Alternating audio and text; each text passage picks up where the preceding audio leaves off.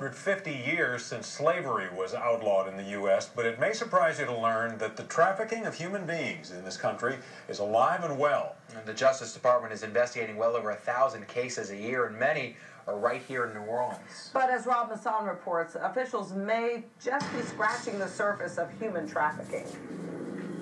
They operate in the shadows, a dark highway or old motel, people who are caught up in a life that no one should be subjected to. And we've found more and more child prostitutes. Long after slavery was abolished in the U.S., a new type of slavery is emerging, and it's capturing millions of people each year in its web.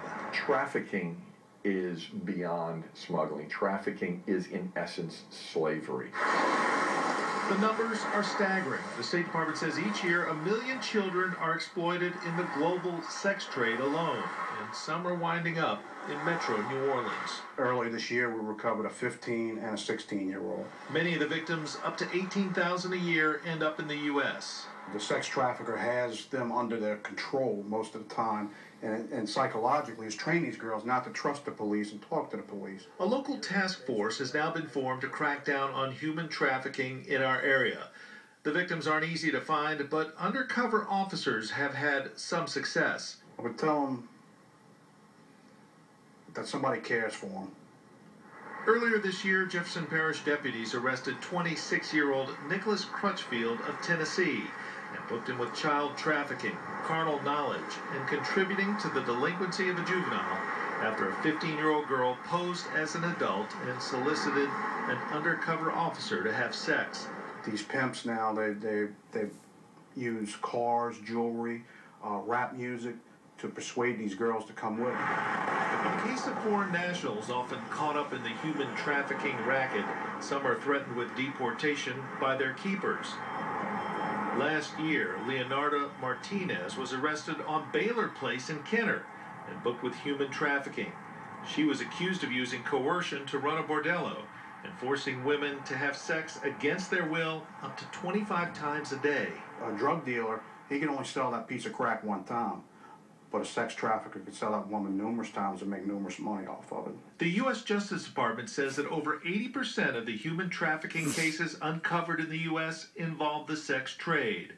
Much of it is conducted online. The ability of individuals to exploit the internet, to communicate globally in order to attract and entice young people into whether it's jobs or lives of prostitution or whatever, has increased exponentially. While the Justice Department is now investigating over 1,000 cases, the problem is actually far worse.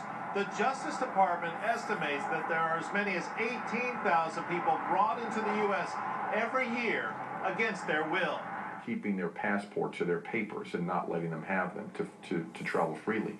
Often that coercion involves threats. U.S. Attorney Jim Letton is in charge of the task force designed to crack down on the trafficking and enslavement of victims. We know that southeast Louisiana, especially post-Katrina, is a likely breeding ground for trafficking. Those on the front line say the victims are often society's most vulnerable. They come from troubled homes. And that's one of the roadblocks that we have. Where do we send these kids back to? And while traffickers often threaten captives by saying they'll call police and they might be jailed, young people are protected. The state law on the trafficking of children for sexual purposes stipulates that the child will not be prosecuted for the crimes that they committed. Local relief agencies are now reaching out to victims. When most people think of human trafficking, people think of the sex trade, commercial sex trade, you know. In reality, it involves labor, you know, forced labor too. Many of the victims are from Latin America and speak no English.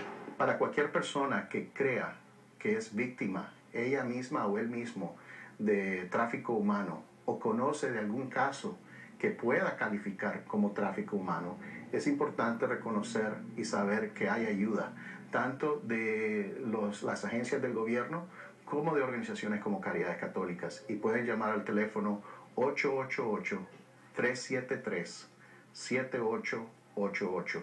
Law enforcement believes things will only grow worse. Very active. Actually, this city I think is going to see an explosion in the next couple of years as far as pimps and the prostitutes coming here. And this task force wants victims to know there are alternatives. Slavery, they say, was abolished long ago. I'm Rob Messon, Fox 8 News. Anyone convicted of human trafficking faces up to 20 years in prison. If the trafficking involves a minor under the age of 14, the penalty increases to a maximum of 50 years and hard labor. Catholic Charities has set up a safe harbor program for anyone who may need help getting out of a life of forced labor. For more information, go to our website, fox8live.com. The future of the